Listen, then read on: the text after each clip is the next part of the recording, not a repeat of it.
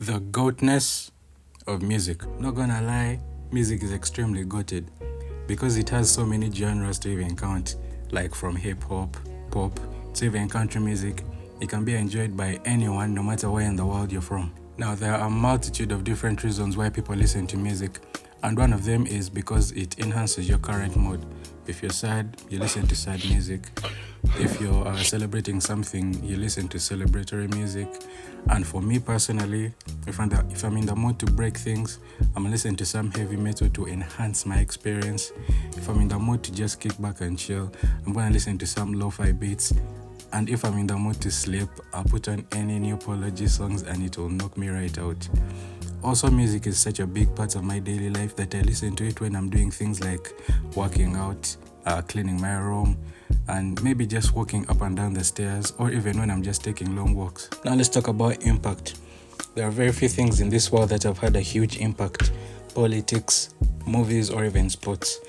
Another thing that has had a huge impact on this world is music.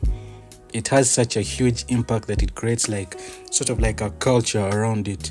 Social events like going to your favorite artist's concert, or even going up and camping at various festivals such as Rolling Loud or Coachella. It creates like a moment in time where it's the cool trending thing to do at the time. Also, I don't really know much about other genres, but in hip-hop there's a culture of listening parties and first-time reactions when an artist drops a highly anticipated album, especially if it's your favorite artist.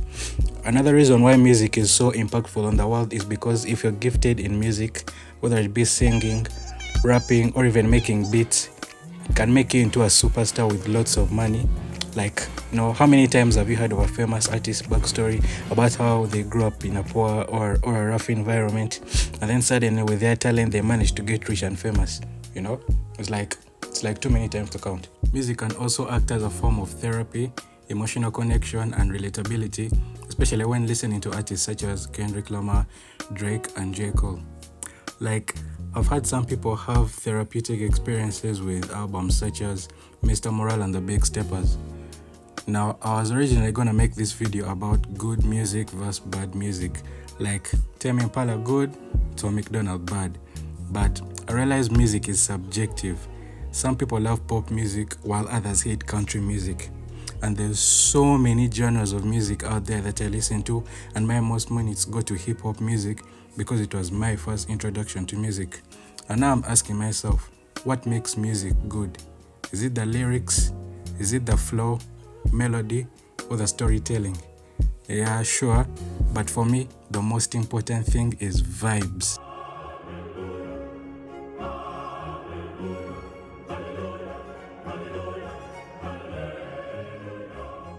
Vibes are extremely important for me while listening to music because, I like all that sort of bars, lyrical, flow, melody, double entendres, but me personally, I just prefer the general vibe of a song, like how it makes me feel.